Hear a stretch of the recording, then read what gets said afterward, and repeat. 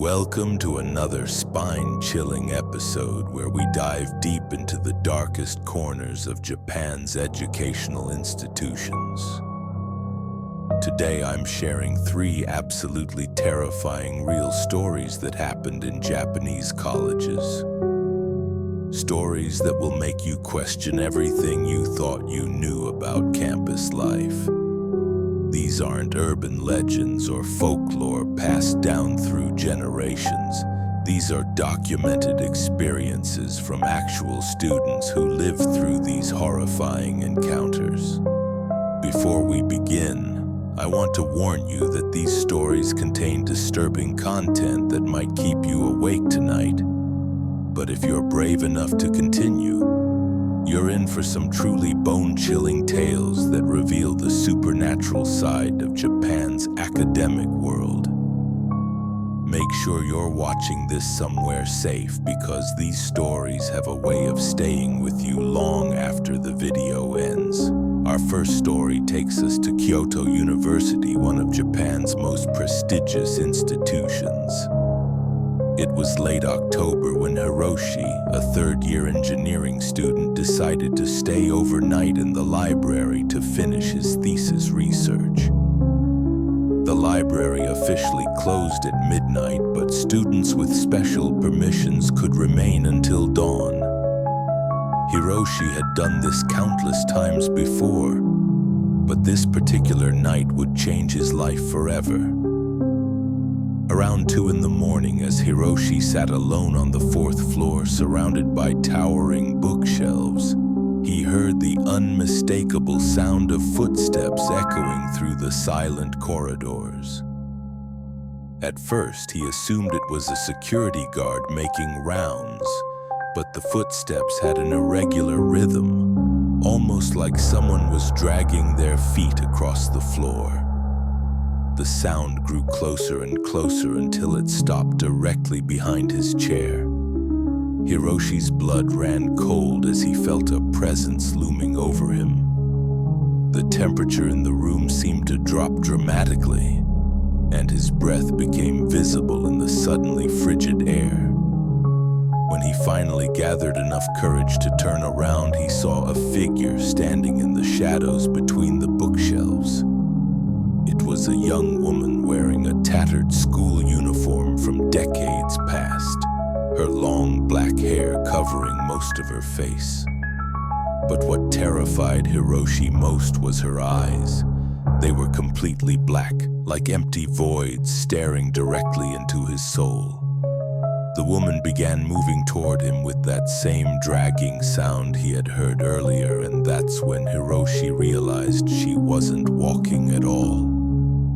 She was floating just inches above the ground, her feet never touching the floor. Paralyzed with fear, Hiroshi watched as she reached out with pale, skeletal fingers toward his face.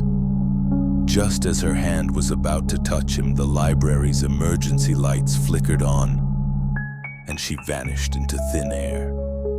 Hiroshi ran from the building and never returned to study alone at night again.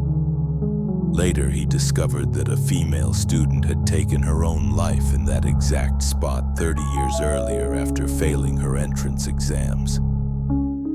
Our second story comes from Waseda University in Tokyo, where a group of 5 students decided to explore the abandoned dormitory building that had been closed for renovations. The building, known as Sakura Hall, had housed students for over 50 years before being deemed structurally unsafe. What the students didn't know was that Sakura Hall had a dark history that the university preferred to keep buried. The group consisted of Yuki, Takeshi, Mei, Daisuke, and Akiko, all second-year students who had heard rumors about strange occurrences in the old dormitory.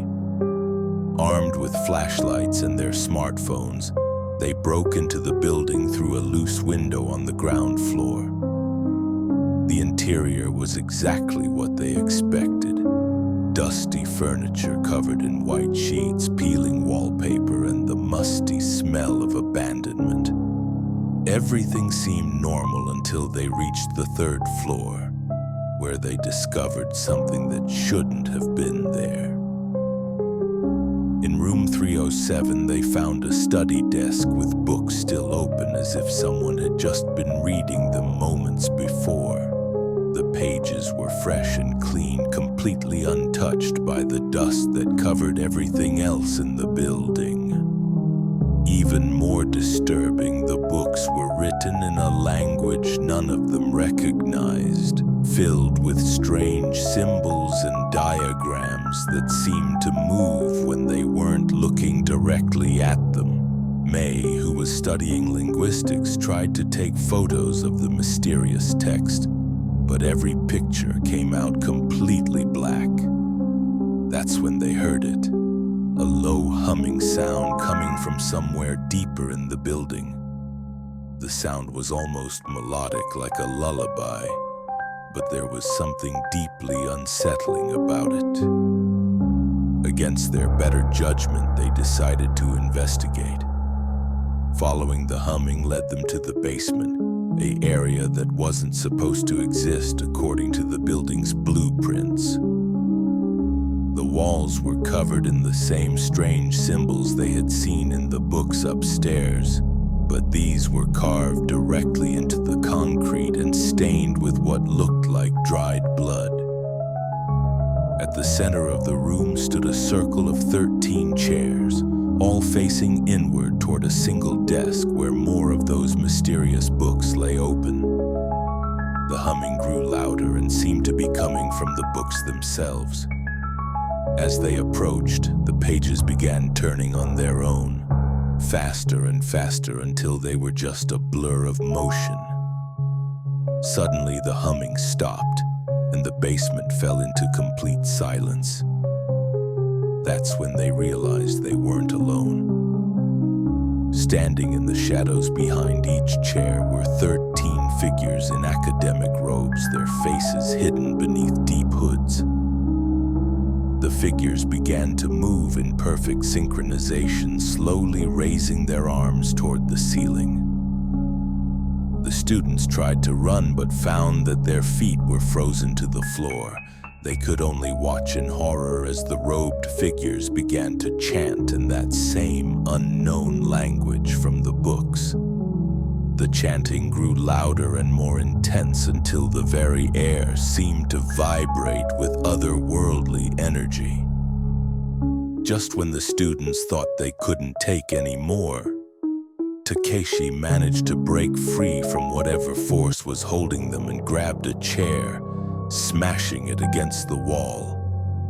The sound of splintering wood broke the spell, and suddenly they could move again. They ran from that basement faster than they had ever run in their lives, not stopping until they were safely outside the building.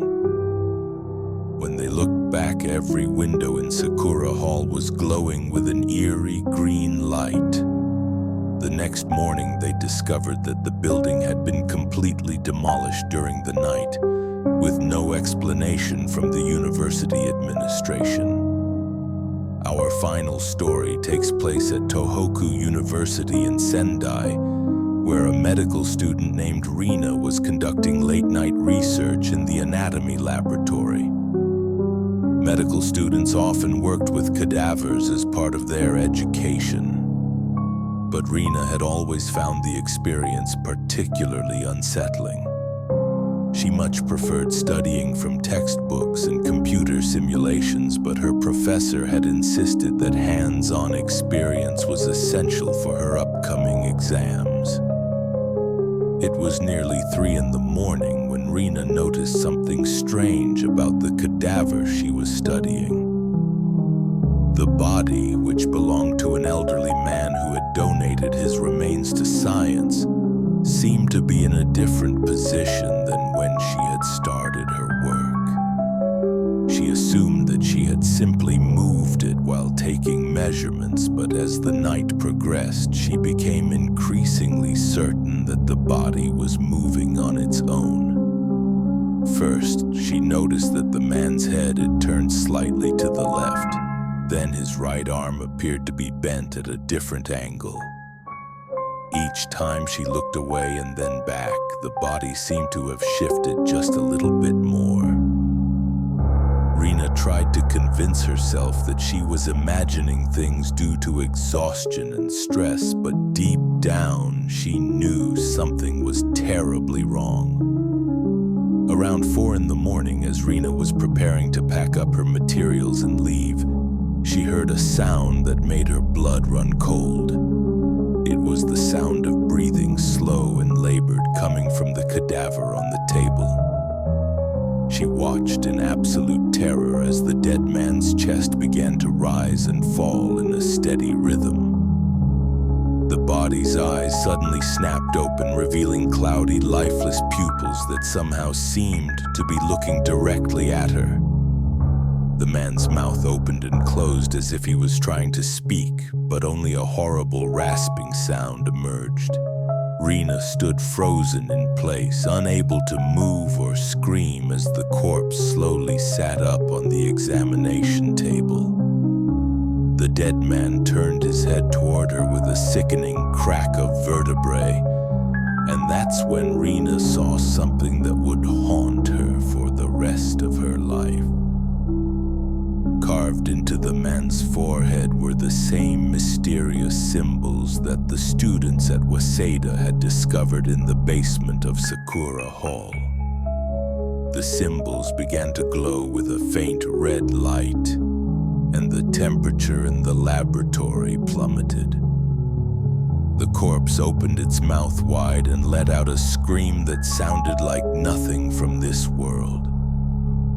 The sound shattered every piece of glassware in the laboratory and triggered every car alarm in the parking lot outside. Rena finally found her voice and screamed back, the sound of her own terror somehow breaking whatever supernatural force had reanimated the body. The corpse collapsed back onto the table and returned to its lifeless state. But Rena could still see those glowing symbols pulsing faintly on its forehead. She ran from the laboratory and never returned to her medical studies. She transferred to a different university the next semester and changed her major to literature, but she still has nightmares about that night in the anatomy lab. What makes these 3 stories even more disturbing is that they all share common elements that suggest something far more sinister than isolated supernatural encounters. The mysterious symbols, the connection between the universities, and the fact that each incident involved students who were alone and vulnerable points to a darker truth about Japan's academic institutions.